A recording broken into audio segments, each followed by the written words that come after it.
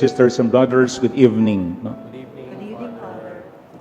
There is this one famous author by the name of Robert Fulghum. Marami siyang mga books na sinulat. And one of his books is entitled, All I Really Need to Know, I Learned in Kindergarten. All I Really Need to Know, I Learned in Kindergarten.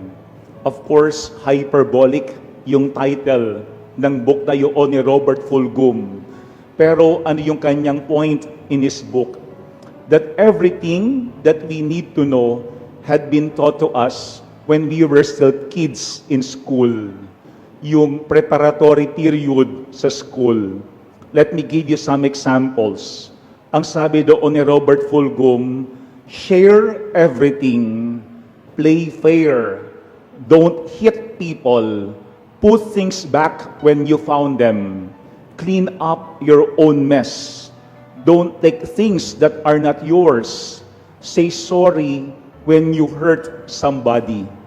Ang lahat ng yan, very basic.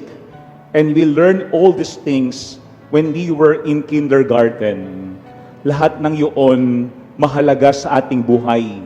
Ang problema nga lamang, yun ang ating nakakalimutan as we grow up. All I really need to know, I learned in kindergarten. I think we could also say that in today's gospel, that all we need to know about Jesus is in our gospel today. Lahat ng ating kailangan malaman kay Jesus, binabanggit ng ating ebanghelyo. Three important things, 3 P's. First P is presence.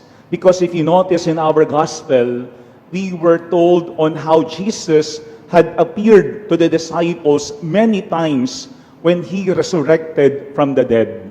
Iba't ibang situations, iba't ibang times, iba't ibang occurrences that Jesus met them along the way. Jesus appeared to His disciples. He did not wait for them to come to Him. He went to see them. Siya mismo ang pumunta sa kanyang mga alagad.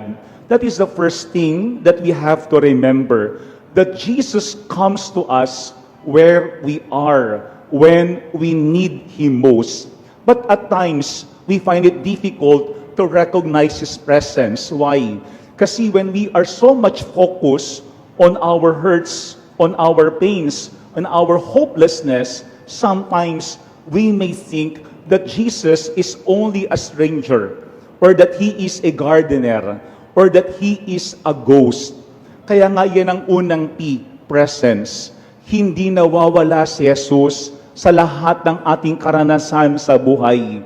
Pero madalas, mas madali natin siyang makita kapag tayo ay masaya, kapag merong mga biyaya sa ating buhay. But looking at our gospel, si Jesus mismo ang pupunta kung saan tayo nandoon, to open our minds and also to explain to us everything about Him. Dumarating si Jesus para buksan yung ating puso, yung ating kalooban, at para tayo ay kanyang paliwanagan. Maybe we have to ask ourselves also, kailan ba natin talagang naramdaman yung presensya ng Panginoon sa ating buhay? Kailan ba very evident that God is really present in our lives? Merong isang saint that we all know, si Saint Padre Pio. He said, Jesus is with you even when you don't feel His presence. He is never so close to you as He is during your spiritual battles. Palagi daw nandiyan si Jesus. Lalo tigit sa lahat, kapag tayo ay may mga hinaharap na pagsubok at hirap sa buhay. First P is the presence of Jesus. He will always come to meet us along the way where we are, to open our hearts and our minds so that we could understand Him better. First P is presence. Second P is peace, yung kapayapaan ni Kristo. If you notice in our gospel, when Jesus appeared to the disciples, the first thing that He said to them is, peace be with you. But the disciples were terrified, and Jesus asked them, "Why are you troubled?" That was his question to the disciples. Why are you troubled? Maganda yan sa wikang Tagalog. Bakit kayo nababagabag? Maybe that question is not only addressed to his disciples, but it is also addressed to each one of us. If Jesus will appear to us right now and ask us that question, why are you troubled? What will be our answer to Him? Ano ba yung nagiging dahilan, bakit tayo nababagabag sa ating buhay? Marami tingin ko ang dahilan why we are troubled. Kapag merong mga problems in the family, kapag may mga tao na hindi natin kayang baguhin sa ating buhay, kapag may mga unplanned events sa ating buhay na dumarating, ito yung nakakawala ng kapayapaan sa atin. And sometimes I think we are very impatient. No? Gusto natin agad-agad mawala ang mga problema sa ating buhay. Agad-agad gumaling yung ating karamdaman. Agad-agad masolusyonan yung ating mga hinaharap na hirap sa ating buhay. But look at what happened in our gospel, that Jesus had showed them His hands and His feet. Yung kanyang kamay, yung kanyang tagiliran, yung kanyang paa, we could see vividly His wounds. They are fresh wounds. Hindi pa hilom yung kanyang mga sugat. And yet Jesus is at peace. No? Ando doon sa kanya yung kapayapaan. Kahit bakas pa rin sa kanyang kamay, sa kanyang katawan, yung sugat ng kanyang pinagdaanan. Siguro magandang paalaala yan sa atin, that we could also experience peace even if yung ating mga pains, yung ating mga hurts are still fresh or are still there. Because when we look at our gospel, kapag tayo ay mulat sa ating mga wounds, is also an invitation for us to put everything into the hands of God, to trust God. Yung ipagkatiwala ang lahat-lahat ng ito sa ating Panginoong Diyos. My dear friends, remember that peace is not the absence of difficulties, not the absence of troubles. Kasi minsan iniisip natin, payapa tayo kapag wala nang iniisip, kapag wala ng mga alalahanin, kapag wala ng problema sa ating buhay. Pero ang sabi nga nung isang nabasa kong libro, yaan ay wishful thinking lamang. No, why? Because while we are still alive, there will always be difficulties and troubles. Bahagi yan ng ating buhay bilang mga tao.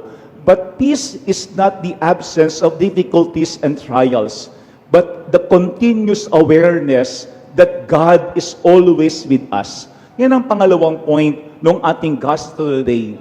The peace that comes from Jesus.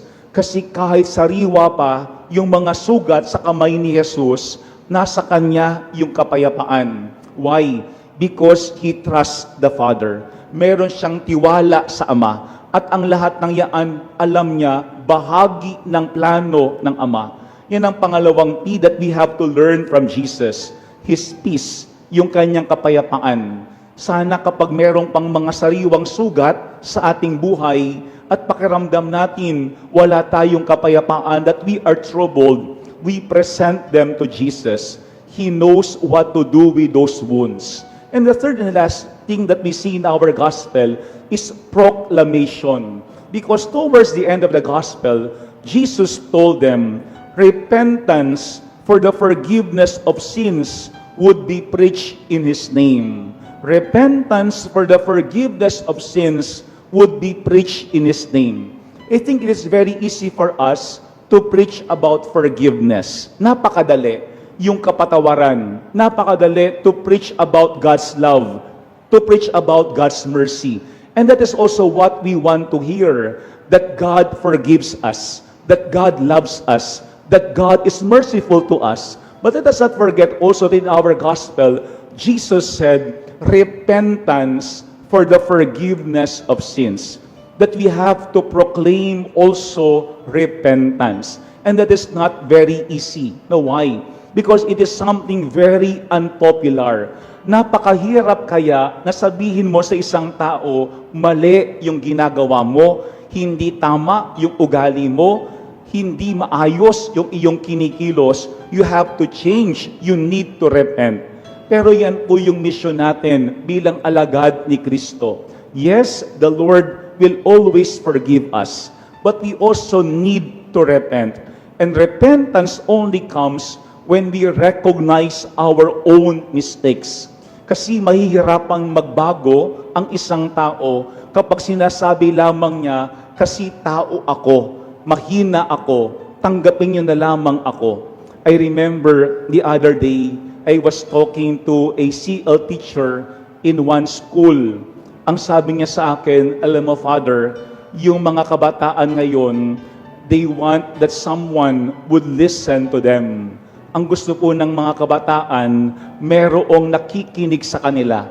Kaya meron po kaming mga activities na yung mga adults would listen to the students. I said to the teacher, I think very acceptable yan and very important yan that they are able to speak their minds, no? Na sinasabi nila yung kanilang saloobin. Pero ang sabi ko sa teacher na yun, well, let us not also forget that we have to teach them how to listen.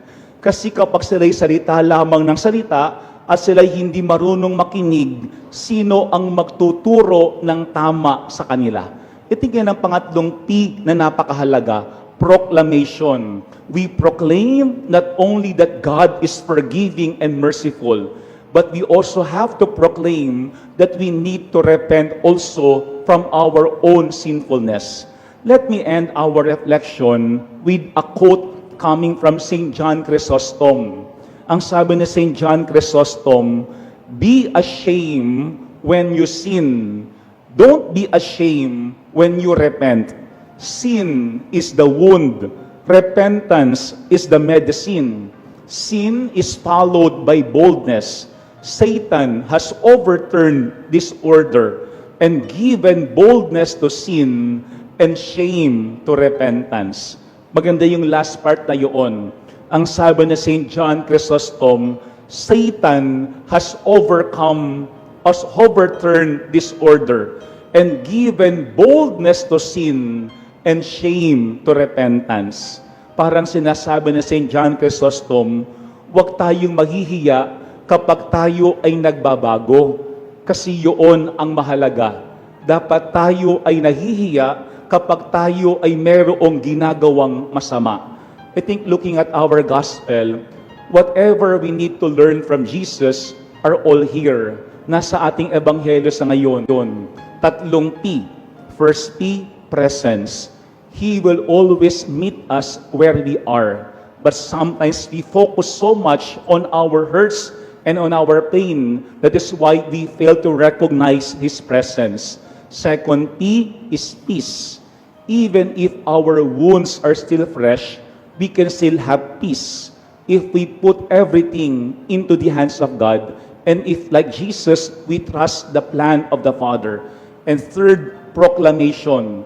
As followers of Christ, we don't only proclaim about forgiveness, but we also have to proclaim the need for repentance. Sana araw-araw we learn more about Jesus so that we could also preach Jesus to others.